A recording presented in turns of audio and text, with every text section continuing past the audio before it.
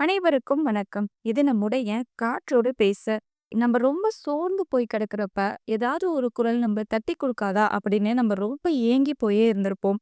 அந்த மாரி ஒரு குரல நம்ம தேடணும் அப்படின்றப்ப, அது நம்மளோட குரலா இருந்ததுன்னா, அது இன்னுமே நமக்கு ரொம்ப ரொம்ப சந்தோஷத்த கொடுக்கும். ஏன்னா, நம்மளோட குரல் தான் எதையும் எதிர்பார்க்காது, நமக்கு கெட்டத நினைக்காது. சரி, அந்த குரல வலுப்பெற வைக்கிறதுக்கு என்ன பண்ணலாம் அப்படின்னா, நம்ம நெறைய புத்தகங்கள் படிக்கலாம். ஏன்னா, புத்தகங்கள் தான் நம்ம மனசுல நம்மளுக்கான தைரியத்த குடுக்கும். சரி, அப்படி நான் படிச்சதுல பிடிச்சது. அப்படி நான் கேட்டதுல தெரிஞ்சுக்கிட்டது. ரவீந்திரநாத் தாகூர் அவர்களுடைய வரிகள்னே சொல்லுவேன். ரவீந்திரநாத் தாகூர் ஒரு புகழ்பெற்ற வங்காள கவிஞர் மட்டும் இல்ல, அவரு நம்ம இந்தியாவோட தேசிய கீதத்தையே இயற்றியவர். அவருடைய கீதாஞ்சலி நூலுக்கு கூட நோபல் பரிசு பெற்றவர்.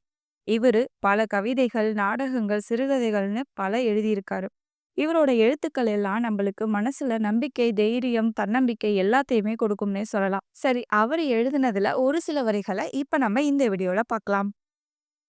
ஆபத்துகளிலிருந்து பாதுகாத்துக் கொள்ள வேண்டும் என்று நான் ஒருபோதும் பிரார்த்திப்பதில்லை. அதற்கு மாறாக அவற்றை துணிவோடு எதிர்கொள்ள வேண்டும் என்றே பிரார்த்திக்க விரும்புகிறேன். நான் உறங்கும்போது கண்ட கனவில் வாழ்க்கை மிகவும் இனிமையாக இருந்தது.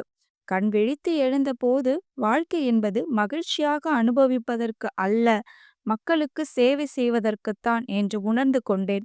அதன்படியே நான் நடந்து கொண்டேன். சேவை என்பதே எனது மகிழ்ச்சியானது.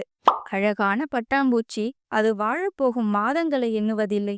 அதற்கு மாறாக தன்னுடைய ஒவ்வொரு நிமிடத்தையும் ரசித்து வாழ்கிறது.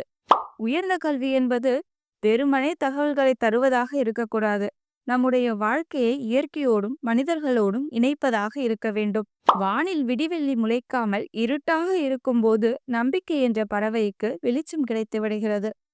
என்ன நண்பர்களே, இந்த வரிகள் எல்லாம் உங்களுக்கும் நம்பிக்கையை கொடுத்திருக்கும்னு நினைக்கிறேன். இந்த மாதிரி பயனுள்ள வீடியோக்களுக்கு நம்மளோட காற்றோடு பேசி யூடியூப் சேனலை சப்ஸ்கிரைப் பண்ணுங்க. இந்த வீடியோ உங்களுக்கு பிடிச்சிருந்தது அப்படின்னா கமெண்ட் செக்ஷன்ல சொல்லுங்க மற்றும் ஷேர் பண்ணுங்க. நன்றி, வணக்கம், பாய் பாய்.